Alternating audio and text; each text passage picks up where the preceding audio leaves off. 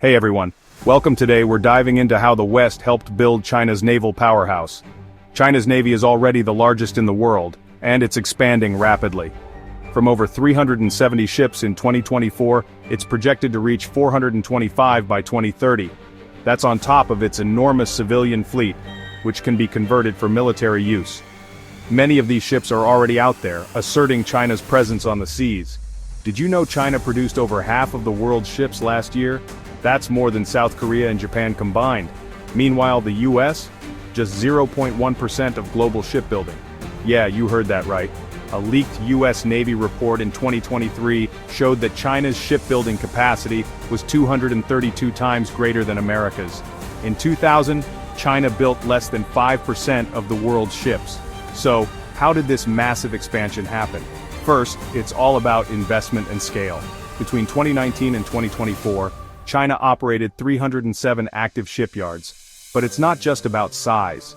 China's military-civil fusion strategy plays a key role. Unlike in the US, where military and civilian production are separate, Chinese companies integrate both. For example, satellite images of shipyards on Changxing Island and Longshui Island show commercial and military vessels side by side. This means commercial sales directly support military production, and vice versa. If commercial demand slows, government contracts and subsidies keep money flowing. Now let's talk about foreign buyers and foreign money. A whopping 70% of China's ships built between 2019 and 2024 were sold to foreign buyers. That's funding China's naval growth. Each commercial ship order helps pay for military shipbuilding, infrastructure, logistics, and more.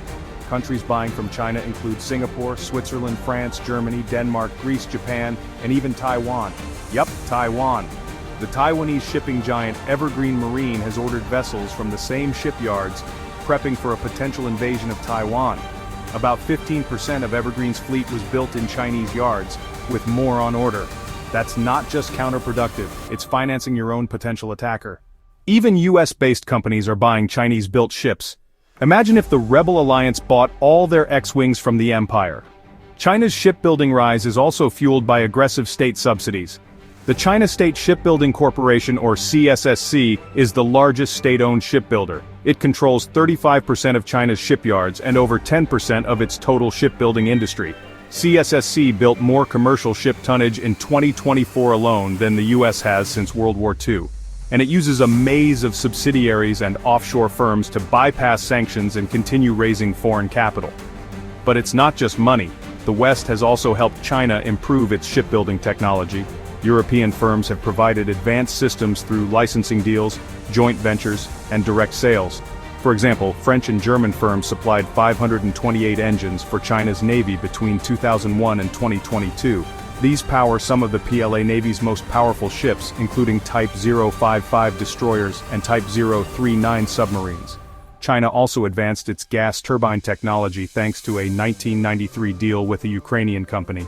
Later, a British firm, Morgan Advanced Materials, teamed up with a CSSC-linked company to improve cooling blade alloys. By 2018, China had reached near total self-sufficiency in naval turbine tech. So, what can be done? 1. Stop the money. Western countries must stop buying ships from China and cut off access to capital markets. 1. Cut off the tech. Halt technology transfers and joint ventures that boost China's naval capabilities. 3. Strengthen alliances. The US, South Korea, Japan, and Taiwan should collaborate to rebuild and grow shipbuilding capacity. 4. Disincentivize Chinese ships. For example, Trump's investment policy proposes charging companies up to $1 million per port call in the US if they use Chinese-made ships. The bottom line? The world is funding and arming the same regime it claims to fear.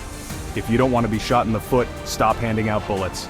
Thanks for watching, and don't forget to like, subscribe, and hit that notification bell. See you next time.